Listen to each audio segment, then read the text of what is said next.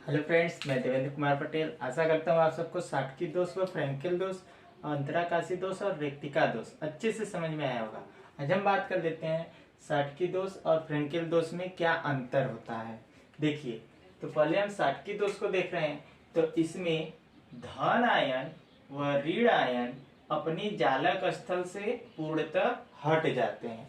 ये परिभाषा में हम बताए थे कि इसमें जो धन आयन है और ऋण आयन है दोनों अपनी जालक स्थल से हट जाएंगे। लेकिन फ्रैंकेल दोष में बताए थे कि जालक स्थल से अंतराकाशी क्षेत्र में चला जाता है। तो इसमें बताएंगे, इसमें एक आयन अपनी जालक स्थल को छोड़कर अंतराकाशी क्षेत्र में आ जाता है। एक आयन अपनी जालक स्थल को छोड़कर अंतराकाशी क्षेत्र में आ जाता है। अब देखिए, शाटकी दोष में अगर आयन पूर्णतः छोड़कर हट रहे हैं तो उनके घनत्व में क्या आएगी? कमी आएगी। तो यहाँ पर हम कर सकते हैं, इस दोष में क्रिस्टल का घनत्व घट जाता है। इस दोष में क्रिस्टल का घनत्व घट जाता है। और फ्रैंकेल दोष में बताए थे कि इसमें आयन अपना जालक स्थल छोड़कर अंतराकाशी क्षेत्र में जाता है, हटता नहीं है।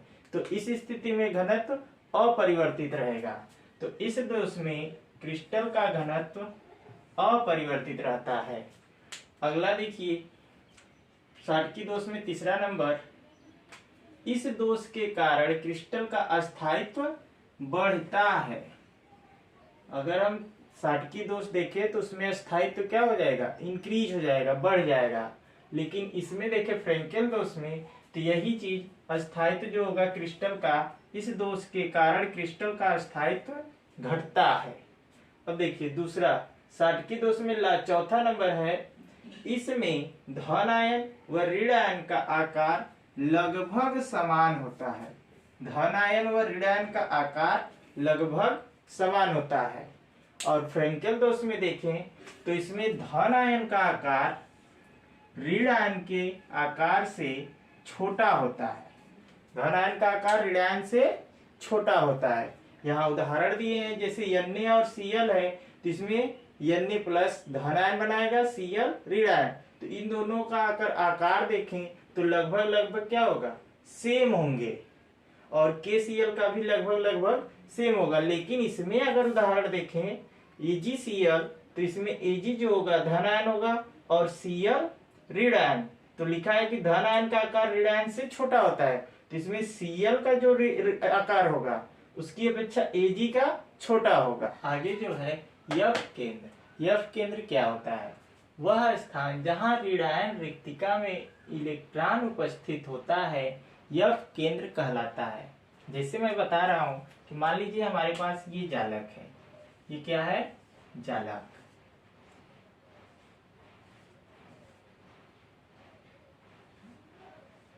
अब इसमें देखें तो कुछ धन आयन होंगे और कुछ ऋण आयन। तो मान लीजिए हम जो धन आयन है A प्लस से डिनोट कर रहे हैं और ऋण आयन को B माइनस से। तो ये जो होगा ये कुछ इस टाइप से होगा। और यहाँ पर देखें तो एक स्थान पर इलेक्ट्रॉन उपस्थित है, तो इसको हम क्या नाम देंगे? इसे हम कह देंगे यफ केंद्र। क्या कहेंगे? यफ केंद्र। परिभाषा में भी देख लीजिए, वह स्थान जहां ऋण आयन रिक्तिका में, ऋण आयन रिक्तिका, तो ये धन आयन है और ये ऋण आयन होना चाहिए, लेकिन यहाँ ऋण आयन है नहीं। तो यहाँ पर क्या उपस्थित है? इलेक्ट्रॉन उपस्थित होता है। तो उसे हम क्या नाम देते हैं? यफ केंद्र। अब देखिए, ठोस की विद्युत चालकता, कंडक्टिविटी ऑफ सॉलिड। ठोस की विद्युत चालकता, विद्युत आवेश को प्रवाहित करने का गुण अर्थात योग्यता को ठोस की विद्युत चालकता कहते हैं। विद्युत आवेश को प्रवाहित करने के गुण अर्थात योग्यता को ठोस की विद्युत चालकता कहते हैं। इनको तीन भागों में बांटा गया है। सुचालक, अर्धचालक और अचालक। तो देखिए एक एक कर हम डिफाइन कर दे रहे हैं। सुचालक, तो इनमें विद्युत धारा का अधिकतम भाग प्रवाहित होता है। किसमें, सुचालक में। सुचालक में विद्युत धारा का अधिकतम भाग प्रवाहित होता है। कह सकते हैं कि ये विद्युत धारा इसमें प्रवाहित होती है।